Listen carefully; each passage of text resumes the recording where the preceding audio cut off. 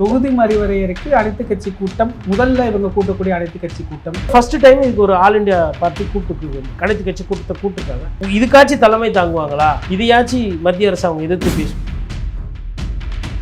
மேகதாது அதுக்கு அனைத்து கட்சி கூட்டம் கூட்டுங்க அப்படின்னா தொகுதி மறுவரைக்கு அனைத்து கட்சி கூட்டம் கூட்டுறாங்க. மேகதாதை விட முக்கியமான பிரச்சனைனா இந்த 2 மாசமா நமக்கு தண்ணி கொடுக்கலாம். அதுதான் பிரச்சனை. மீறும் இல்லையா தண்ணி, மிச்சத்தை திறந்து விட்டுருக்காங்க. அதை உபரின்றாங்க. நீட்டு தேர்வுல சரியா வரல, காவேரி பிரச்சனையில கோட்டை விட்டாச்சு. அப்போ அதாவது போராட்டம்ன்றது தாவேக்கா எதுக்கு ஒரு போராட்டம் அறிவிக்குதுன்னா, திமுக ஆட்சியில இல்லாத திமுக எதிர்த்து ஒரு நடிகையை பத்தி உதயநிதி பேசிட்டார். இதுக்கு போராட்டத்துக்கு தயாராகிறாங்க. அப்ப தமிழ்நாடு நலன், தமிழ்நாடு பிரச்சனைக்கு நீங்க வரமாட்டீங்க. ஆனா தாவேக்கா எதுக்கு அவங்க ஃபோக்கஸ் பண்றாங்கன்னு இருக்குங்களா? உண்மையிலே தாவேக்கா மத்திய அரசை எதிர்க்க போகுது தீர்க்கமா? Mister prime minister uncle, what uncle, எங்களை கேட்காம நீங்களே பண்ண அப்புறம் நாங்களாம் எதுக்கு அங்கிள் கேட்கணும்ல? 40-39 MP இருக்கணுமா, இல்ல அதை விட கம்மியா இருக்கணுமா, ஜாஸ்தியா இருக்கணுமா, நாங்களும் பார்ப்போம் அங்கிள். வந்தீங்களா, பிரதமர் வேலை பார்த்தீங்களா, அதோட இருங்க. இந்த ஏத்துறது இறக்குறது இதெல்லாம் விஜய் சார் பாஷையில சொன்னா எப்படி இருக்கும் யோசிச்சு. எவ்வளவு வைப் ஆகும். டெய்லி பேப்பர் பச்சா அதெல்லாம் தெரியும் அப்படின்றதுல அந்த ஸ்பீட் இருக்கு இல்லைங்களா? மத்திய அரசை எதிர்த்து எதுவுமே வர்றதில்லை. அவருக்கு ஒரு 3 மாசம் டைம் கொடுங்க, 6 மாசம் டைம் கொடுங்க, அவரை ப்ரெஷர் பண்ணாதீங்க அப்படின்னு பேசுறாங்க. ஆனா அவரு யாரையும் கலந்து ஆலோசிச்சு அந்த மாதிரி ஒரு முடிவெல்லாம் எடுக்கிறது இல்லை. திருவாரூர்ல நெல் போட்டிருக்கீங்க, நெல்லுக்கு தண்ணி ஊற்றணும். நெல்லுக்கிட்ட போயிட்டு நெல்ல புது ஆச்சு 2 மாசத்துக்கு டைம் கொடு அப்படின்னா நெல்லு கேட்குமா? கரண்ட் பில்லு 2 புது ஆச்சு, கரண்ட் பில்லாம் கூட வருது, ஒரு 2 மாசம் கழிச்சு கரண்ட் பில்லை கூட வாங்கிக்கங்கன்னா விடுவாங்களா? கரண்ட் பில்லு கட் பண்ணிடுவாங்கல்ல. இன்ஸ்டா வீடியோ சப்போர்ட், இன்ஃப்ளூயன்சர்ஸோட விஜய் சாருக்கு ஆதரவான நிலைப்பாடு அதெல்லாம் நல்லா இருக்கு, செயல்பாடுல இருக்கு. திரும்ப அந்த சினிமா டைலாக் பேசுறது, அப்புறம் அந்த மீம்ஸ் கண்டென்ட் இது மாதிரியே பேசுறது, ஆக்கப்பூர்வமான விஷயங்களுக்கு பதில் பேசுறது இல்லை.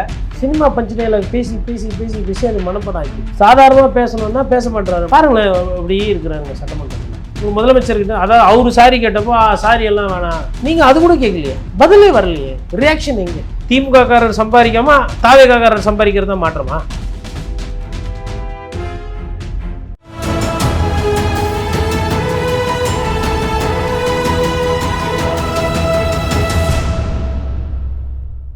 தமிழரம் நேயர்களுக்கு வணக்கம். இன்று நம்முடைய மூத்த பத்திரிகையாளர் திரு கோட்டீஸ்வரன் அவர்கள் இணைந்துள்ளார். சார் வணக்கம். சார் வணக்கம். நேயர்களுக்கு அன்பு வணக்கம். தொகுதி மறுவரையறைக்கு அனைத்து கட்சி கூட்டம், முதல்ல இவங்க கூட்டக்கூடிய அனைத்து கட்சி கூட்டம், இது எப்படி புரிஞ்சுக்கலாம்? அதாவது இப்போ இது சப்ஜெக்ட் எங்கள் மேலே வருது. பாராளுமன்றத்தில் இது குறித்து விவாதம், இது குறித்து வாக்கெடுப்பு, ஒரு புது மசோதா ஒன்று கொண்டு வந்து அதை சட்டமாக்கி தொகுதி மறுவரைவை எடுத்துகிட்டு வந்துடணும்னு சொல்லிட்டு பிஜேபி தீவிரமாக இருக்குது. மேகதாது அதுக்கு அனைத்து கட்சி கூட்டம் கூட்டுங்க அப்படின்னா தொகுதி மறுவரைக்கு அனைத்து கட்சி கூட்டம் கூட்டுறாங்க. இது எப்படி புரிஞ்சுக்கிறது சார்? மேகதாதுன்றது இப்போ இமீடியட்டாக வர விஷயம் கிடையாது. மேகதாதை விட முக்கியமான பிரச்சனைனா இந்த 2 மாசமாக நமக்கு தண்ணி கொடுக்கல அவங்க, அதுதான் பிரச்சனை. மேகதாதுல அணை கட்டுறதுன்றது ஒரு பெரிய பிரச்சனை. அதை தாண்டி தண்ணியே விடலை, வர வேண்டிய தண்ணியே விடாமல் எக்ஸ்ட்ரா தண்ணியை தான் விட்டாங்க அவங்க. அதாவது அவங்களுக்கு வேணுன்றதெல்லாம் பூர்த்தி செஞ்சுக்கிட்டு மீறும் இல்லையா தண்ணி, மிச்சத்தை திறந்து விட்டுருக்காங்க, அதை உபரின்றாங்க. ஆனால் இதை பொறுத்தவரைனா இப்போ பாராளுமன்றத்தில் வரப்போகுது. அப்போ ஒரு நிலைப்பாடு எடுக்கணும். அப்போது நம்மளோட நிலைப்பாடு எதுன்ட்டு அதுக்கு அனைத்து கட்சி கூட்டி ஒரு சேஃப் ஆடலாம் இப்போ அப்படின்றது ஒரு முயற்சி. இல்லை சமீபமாக என்ன ஒரு பேச போகிறோம்னா, பிஜேபியும் திமுகவும் கொஞ்சம் ஒத்துமையாக போகிறாங்க, பழைய மாதிரி எதிர்க்கிறது இல்லை அப்படின்றாங்க. ஆர்எஸ் பாரதி போன்றவர்கள்லாம் கூட என்ன சொல்கிறாங்க, நாங்கள் இப்போ என்ன சரத்தில் இருக்குதுன்னு பார்ப்போம், போன மாட்டி அந்த வடிவத்தில் வந்தப்போ நாங்கள் எதிர்த்தோம், நாங்கள் சொல்கிற ஒரு சில விஷயங்கள் அதில் இருக்குன்னா நாங்கள் அதை பார்த்துட்டு தான் முடிவு எடுப்புன்றோம். அந்த டைல்யூஷன் தெரியுது. இந்த பழைய இருந்த அந்த எதிர்நிலை, அந்த கொதிநிலை என்பது இப்போது திமுக கிட்ட இல்லை. இன்னொன்று பாஜக கிட்டேருந்து ஒரு சில கட்சிகள் அந்நியப்பட்டிருந்தது. இப்போ அந்த கட்சிகள்லாம் டெல்லியில் சேருது. ஒருவேளை அரசியலில் யார் வேணால் யாரோட வேணால் சேரலாம். இப்போது பாசிச பாஜக குழந்தைன்னு பேசிவிட்டு திருமாவளவன் இங்கே சேர்ந்துருக்கிறார். அதிமுகவும் பாஜக விஜயும் கூட்டணி சேருவாங்கன்னு பார்த்தா கூட்டணின்றது சேராமல் அதிமுக உடைக்கிற வேலையை தாவேகா பண்ணியிருக்கு. அதே மாதிரி ஐயுஎம்எல் நேற்று இன்றுனாலே நாங்கள் திமுக கூட தான் என்றைக்கும் அப்படி பேசின ஐயுஎம்எல் இன்றைக்கி இங்கே பேசிகிட்டு இருக்கு. ஐயா வைகோ யோசிச்சு பாருங்கள், கலைஞர் கரங்களை பற்றி கொண்டு நான் சொன்னேன், ஸ்டாலின் அவர்களுக்கு ஒரு கேடயமாக இதெல்லாம் பேசியிருக்கிறேன். ஆனால் இன்றைக்கி என்ன பண்ணின்னு இருக்கிறாங்க, அவங்க 2 எம்எல்ஏவே ராஜினாமா பண்ண சொல்லி அவங்க போய் குதிரை வேற நடக்குதுன்றதை சொல்லிட்டாங்க வெளியில். ஆனால் அதெல்லாம் எதுவுமே பேசுறதில்லை. எது தேவை? அப்போ இது பாராளுமன்றத்துக்கு இந்த டீலிமிட்டேஷன் என்னென்னா, ஒரு சேஃப்டிக்கு அவங்க ஒரு மீட்டிங் கூப்பிட்ருக்காங்க. அது சேஃப்டியா இல்லை உண்மையிலே தாவேக்கா மத்திய அரசை எதிர்க்க போகுது, அது தீர்க்கமா? தாவேக்கா இந்த போராட்டத்துக்காச்சும் தலைமை எடுத்து, ஏன்னா நீட்டு தேர்வில் சரியாக வரல, காவேரி பிரச்சனையில் சரியாக வரல, கோட்டை விட்டாச்சு. அப்போது அதாவது போராட்டன்றது தாவேக்கா எதுக்கு ஒரு போராட்டம் அறிவிக்குதுன்னா, திமுக ஆட்சியில் இல்லாத திமுகவை எதிர்த்து ஒரு நடிகையை பற்றி உதயநிதி பேசிட்டார், இதுக்கு போராட்டத்துக்கு தயாராகிறாங்க. மாணவர்கள் பிரச்சனை நீட் தேர்வு ரத்துக்கு போராட்டம் வரல, காவேரி பிரச்சனை விவசாயிகளுக்கு தண்ணி கர்நாடகா திறந்து விட மாட்டேங்குது, அதுக்கு வரல, மேகதாதுல நாங்கள் அணை கட்டி ஆகும் என்ன வந்தாலும் பரவாயில்ல டிகே சிவகுமார் பேசுகிற, அதுக்கு ஒரு போராட்டத்துக்கு வரல. அப்போ தமிழ்நாடு நலன் தமிழ்நாடு பிரச்சனைக்கு நீங்கள் வரமாட்டீங்க. ஆனால் வந்து தாவேக்கா வந்து எதுக்கு அவங்க ஃபோக்கஸ் பண்ணுறாங்கன்னு இருக்குங்களா? இப்போ ஃபஸ்ட்டு டைம் இதுக்கு ஒரு ஆல் இண்டியா பார்ட்டி கூப்பிட்டு கணித்து கட்சி கூட்டத்தை கூப்பிட்டுருக்காங்க. அப்போ எடுத்தவொன்னே குறை சொல்லாமல் அவங்க என்ன பண்ணுறாங்கன்றது பார்க்கணும். இதுக்காச்சும் தலைமை தாங்குவாங்களா, இதையாச்சும் மத்திய அரசு அவங்க எதிர்த்து பேசுவோம். ஏன்னா சார் அவர் ஒரு ஆல் இண்டியா ஸ்டார், அவர் இன்றைக்கி முதலமைச்சர் வேறு விஜய் சார். இவரோட பிரபலத்துக்கும் இவரோட பிரம்மாண்டத்துக்கும் என்ன அனைத்து கட்சி கூட்டம் போடுங்க, தப்பு இல்லை. இந்த நேரம் ஒன்று, hello mister prime minister uncle, what uncle, எங்களை கேட்காம நீங்களே பண்ண அப்புறம் நாங்களாம் எதுக்கு அங்கிள் கேட்கணும்ல? 39 MP இருக்கணுமா, இல்லை அதை விட கம்மியாக இருக்கணுமா ஜாஸ்தியாக இருக்கணுமா, நாங்களும் பார்ப்போம் அங்கிள். வந்தீங்களா பிரதமர் வேலை பார்த்தீங்களா, அதோடு இருங்க. இந்த ஏற்றுறது இறக்குறது இதெல்லாம் விஜய் சார் பாஷையில் சொன்னால் எப்படி இருக்கும் யோசிப்போம், எவ்வளோ வைபாகும். அந்த வரமாட்டேன், டெய்லி பேப்பர் பச்சா அதெல்லாம் தெரியும் அப்படின்றதுல அந்த அந்த ஸ்பீடு இருக்கு இல்லைங்களா? மத்திய அரசை எதிர்த்து எதுவுமே வர்றதில்ல. அதனால் குறைந்தபட்சம் இது எப்படி போகுதுன்றதை பார்க்கணும், அந்த தன்மையை பார்க்கணும். இப்போ விஜயை ஆதரிக்கிறவங்கெல்லாம் அவர் வந்து இன்எக்ஸ்பீரியன்ஸ், அவருக்கு ஒரு 3 மாதம் டைம் கொடுங்க, 6 மாதம் டைம் கொடுங்க, அவரை ப்ரெஷர் பண்ணாதீங்க அப்படின்னு பேசுகிறாங்க. ஆனால் அவரு யாரையும் கலந்து ஆலோசித்து அந்த மாதிரி ஒரு முடிவெல்லாம் எடுக்கிறது இல்லைங்க சார். இப்போ வந்து திருவாரூரில் நெல் போட்டிருக்கீங்க, நெல்லுக்கு தண்ணி ஊற்றணும், நெல்லுக்கிட்ட போயிட்டு நெல்லை புது ஆச்சு 2 மாதத்துக்கு வந்து டைம் கொடு அப்படின்னா நெல் கேட்குமா? இல்லைங்க நான் 2 மாதம் கழிச்சு முளைச்சிக்கிறேன், இல்லை நெல் கேட்குமா? இல்லை கரண்ட்டு பில்லு 2 புது ஆச்சு, கரண்ட்டு பில்லாம் கூட வருது, ஒரு 2 மாதம் கழிச்சு கரண்ட்டு பில்லை கூட வாங்கிக்கிங்கன்னா விடுவாங்களா? கரண்ட்டு பில்லு கட் பண்ணிடுவாங்கல்ல வந்து. அதை எதுக்கு 2 மாதம் எதுக்கு எதுன்றது தெரியல. அன்றாட நடக்கிற விஷயங்கள் இதுக்கு முன்னாடி எடுத்துக்காட்டுகள் இருக்குது. இப்போ கூவ நதியை சுத்தம் பண்ணுறதுக்கு 6 மாதத்தில் முடியாது, அதுக்கு ஒரு 5 வருஷம் ஆகும்னா எனக்கு புரியுது. ஒரு தொலைநோக்கு பார்வை, ஒரு சிறப்பான திட்டம், அதை செய்யறதுக்கு ஒரு நெஞ்சுறுதி, அதை பற்றின புரிதல் வேணும். அதுக்கு ஒரு 5 வருஷம் 4 வருஷம் கேட்குறீங்கன்னா ரைட்டு. லஞ்சத்தை ஒழிக்கிறதுக்கு வந்து நீங்கள் ஒரு வருஷம் கேட்குறீங்கன்னா புரியுது. லஞ்சத்தையுமே ஸ்ட்ரைட்டாக இமீடியட்டாக நிறுத்த முடியாது. ஏன் பாட்டிலுக்கு 10 ரூபா வாங்குறதே உடனே நிறுத்த முடியலையே, அதுக்கும் 6 மாதம் வேணுமா பாட்டிலுக்கு 10 ரூபா வாங்குறத நிறுத்துறதுக்கு? அப்போது நிறைய விஷயங்கள் இவங்க என்ன பண்ணுறாங்கன்னா வந்து பெருமையாக பேசுகிறாங்க. செயல்பாடுகள் இந்த இன்ஸ்டா வீடியோ சப்போர்ட்டு, இன்ஃப்ளூயன்சர்ஸோட விஜய் சாருக்கு ஆதரவான நிலைப்பாடு அதெல்லாம் நல்லா இருக்குது. செயல்பாடுகள் இல்லையே. கோயில் நிர்வாகத்துக்கு சொந்தமான இடங்களில் கடை இருக்குது, இந்த கடைக்கு வந்து வாடகை கொடுக்க டெண்டர் விடலைன்றாங்க. முன்னாடி பார்த்தா திமுககாரர் காசு வாங்கியிருக்காரு டோக்கன் அடித்து, அதுக்கு முன்னாடி அதிமுககாரர் டோக்கன் அடித்து வாங்கியிருக்கிறாரு. இப்போ யாரா டோக்கன் அடித்து வாங்குறதுனா தாவேக்காரர். அதை ஒரு செய்தி சேனலில் போய் ஊடகத்தில் எடுத்து போட்டு அம்பலப்படுத்தி போச்சு. யார் பின்னாடி இருக்கிற பார்த்தா தாவேக்கா நிர்வாகி. இதுவரைலாம் எதனா கைது பண்ணிங்களா? இப்போ யாரோ ஒருத்தர் இந்த மாதிரி டோக்கன் அடிச்சு ஒரு பேரை போட்டு வசூல் பண்ணி லட்சக்கணக்கில் சம்பாரிச்சு கோயில் கட்ட வேண்டிய பணத்தை நான் கட்டிட்டு நான் எடுத்துகிட்டு போயிடுறேன்னா சும்மா இருப்பீங்களா?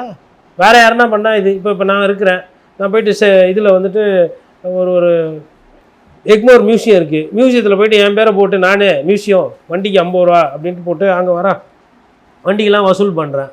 வசூல் பண்ணிட்டு அப்புறம் நான் ஒரு மியூசியத்துக்கு ஒரு பணத்தை கட்டிட்டேன். டெண்டர் இல்லை, ஜியோ கிடையாது, சர்க்குலர் இல்லை, ஒன்றுமே கிடையாது. விடுவீங்களா? இதுக்கு என்ன பேர்? அப்போ உங்கள் கட்சியில் இருக்கிறவங்க பண்ணால் சரி, இது என்ன மாற்றம்? இது திமுககாரர் சம்பாதிக்காமல் தாவேக்காரர் சம்பாதிக்கிறது தான் மாற்றமா? அப்போ அதிமுக சம்பாரிச்சதை திமுக சம்பாதிக்குது, திமுக வேண்டு சம்பாரிச்சது இப்போ தாவேக்கா சம்பாதிக்குது. இதுதான் மாற்றம்னா நீங்கள் சொன்ன மாற்றம் மக்கள் இது எதிர்பார்க்கலை. அப்போது டைம் கேட்குறீங்க, எல்லாத்துக்கும் டைம் கேட்குறீங்க. லாக்அப் டெத்து அஜித் அவர்கள்லாம் எப்படி நீங்கள் ரியாக்ட் பண்ணீங்க? நடக்க முடியாது. ஒரு அடிச்சு சாவிச்சிருக்கிறாங்க, 3 பேர் செத்துருக்குறாங்க, இது வரணும் பதிலே வரலையே. ரியாக்ஷன் எங்கே? ஒரு முதலமைச்சர்கிட்ட அதாவது அவரு சாரி கேட்டப்போ சாரி எல்லாம் வேணாம், நீங்கள் அது கூட கேட்கலையே. ஸ்டாலின் அவர்கள் பேசினப்போ, ஸ்டாலின் அவர்கள் கடிதம் எழுதினப்போ அவ்வளோ கிண்டல் பண்ணீங்க. இப்போ நீங்கள் என்ன பண்ணுறீங்க? இன்றைக்கி கடிதம் எழுதாமல் நீங்களும் கடிதம் தானே எழுதிட்டுருக்கிறீங்க. அப்போது என்னது இது? அப்போ அது தப்புனா அப்போ இது கரெக்டா? திரும்ப திரும்ப அந்த சினிமா டைலாக் பேசுறது, அப்புறம் அந்த மீம்ஸ் கண்டென்ட் இது மாதிரியே பேசுறது, ஒரு ஆக்கப்பூர்வமான விஷயங்களுக்கு பதில் பேசுறது இல்லை. ஆனால் காவிரி பிரச்சனை, நானே போகிறேன், நானே பேசுகிறேன், எந்த அவமானம்னாலும் நான் தாங்கிக்கிறேன், இப்படி ஒரு சினிமா டைலாக், அந்த யுக்தி தானே சார். அது சிம்பத்தி கார்டை எடுத்து வெளியில் போடுறாங்க. இப்போது விளாடிமிர் புட்டின் நடக்கும்போது பார்த்தீங்கன்னா அவரோட ஆர்ம்ஸ் வந்து ஸ்டிஃபாக இருக்கும் ஒரு கை, ஏன்னா அது துப்பாக்கி பிடிச்சி பழக்கப்பட்ட கை. நடையை பார்த்தீங்கன்னா ஒரு மாதிரி டிஃப்ரெண்ட்டாக இருக்கும். ஆல்ஃபா மேல் வாக்குன்னு வாங்க, ரொம்ப அழகாக இருக்கும் அவரோட நடை, ஒரு வீரியமாக இருக்கும். ஒரு சிப்பாயினுடைய அந்த கர்ஜிக்கிற நடையை பார்க்கலாம் நீங்கள். பாராளுமன்றத்துலேயும் அப்படியே தான் நடப்பார். சாதாரணமாக ஒரு நிகழ்ச்சியில் பார்த்தீங்கன்னா அது என்னென்னா பழக்கம் ஆகிப்போச்சு. அந்த மாதிரி இவருக்கு சினிமா பஞ்சு டைலாக் பேசி பேசி பேசி பேசி அது மனப்படம் ஆகிப்போச்சு. சாதாரணமாக பேசணுன்னா பேச மாட்டுறாரு, அப்படியே அமைதியாக இருக்கிறாரு. அப்படியே பாருங்களேன், அப்படியே இருக்கிறாருங்க சட்டமன்றத்தில். ஆனால் பேசும்போது மைக்கு கொடுக்கும்போது அந்த ஒரு ஸ்பீடு ஜர்க்கெலாம் வருது. அப்போது அது வந்து டெலிவர் பண்ணார். இப்போ சிம்பத்தி கார்டு ஏற்படுற அவமானத்தை நானே சொல்லுவேன். உங்கள் அவமானத்தை வச்சுக்கிட்டு என்ன பண்ணுறது? இல்லை உங்களை யார் இப்போ அவமானப்பட சொன்னது? யாருன்னா உங்களை அவமானப்படுத்த சொன்னாங்களா? இல்லை தமிழர்கள் என்ன எங்களுக்கெல்லாம் மனசாட்சியே இல்லை, எங்கள் முதலமைச்சர் அவமானப்படுறதை நாங்கள் விரும்புவோமா? ஃபஸ்ட்டு ஜனநாயகன் படம் யார் பார்த்தாலும் படம் நல்லா இல்லைன்றது எல்லாம் ஒத்துக்கிறாங்க. ஆனால் அந்த கடைசியில் வர காட்சிகள் இருக்கு இல்லைங்களா, அதை பார்த்து நிறைய பேர் கண் கலங்குறாங்க. இது உண்மை. ஏன் அப்படின்னா அவருக்கு திரையில் அவ்வளோ பிடிக்கும். அவர் வந்து அவருக்கு தெரிஞ்சோ தெரியாமலோ நிறைய பேர் மனசில் வந்து அவர் இடம் பிடிச்சிருக்கிறாரு. இவர் திருப்பி நடிக்க மாட்டார் அப்படின்னு சொல்லி படத்துக்காக பார்க்க நிறைய பேர் பார்க்கல. அந்த கடைசியில் வருது வரும் காட்சி, அவர் எல்லா படத்துலையும் நடித்தது, அதை நேசிக்கிற ஒரு மண் இது. அப்போது உங்களுக்காக அவ்வளோ பேசுகிறவங்க நீங்கள் போய் அவமானப்படுறதை யாருன்னா விரும்புவாங்களா? எதுக்கு இந்த டைலாகு? தண்ணி வந்தா வரலையான்னு தான் பேச்சு. தண்ணி வருதா வரலையா ஒன்று. ரெண்டாவது, இந்த விவசாயிகளுக்கு பற்றாக்குறை இருக்குது, தண்ணீர் பற்றாக்குறை இருக்குது, அதனால் நிவாரண தொகை கொடுக்குவீங்களா கொடுக்க மாட்டிங்களா? நீங்கள் கொடுத்துருக்க 134 சிறப்பு தொகுப்பு, அவங்க கேட்குறது நிவாரண தொகுப்பு. ரெண்டுத்துக்கும் வித்தியாசம் இருக்குது. மூணாவது, மேகதாதுல அணை கட்டாமல் இருக்கிறது நீங்கள் என்ன பண்ணுறீங்க? நாலாவது, நீட்டு தேர்வுக்கு நீங்கள் என்ன திட்டம் வச்சுருக்கீங்க? உதயநிதி ஸ்டாலின் சொன்னார் நீட்டு ஒழிக்கிற ரகசியம் எனக்கு தெரியும்னாரு. கட்சியில் பார்த்தா ரகசியம் எல்லாம் ஒழிக்கல, நீட்டு இருக்குது. எடப்பாடி பழனிசாமி அவரால் ஒன்றும் பண்ண முடியல, ஏன்னா கூட்டணியில் இருக்காப்புல. அவரை வந்து நாங்கள் நீட்டை எதிர்ப்போம் சுற்றினார், அவராலையும் ஒன்றும் பண்ண மாட்டேன். அவர் 7.5 புள்ளி ரிசர்வேஷன் வாங்கி கொடுத்தாப்புல. அரசு பள்ளியில் ஏதோ முதலமைச்சராக இருந்தேன், நீட்டை தான் எதிர்க்க முடியல. நம்ம வீட்டு பசங்க ஒரு 7.5% கவர்மெண்ட் அரசு ஆஸ்பத்திரியில் பள்ளிக்கூடத்தில் படித்து போயிட்டோம் கவர்மெண்ட் அரசு மருத்துவமனைக்கு.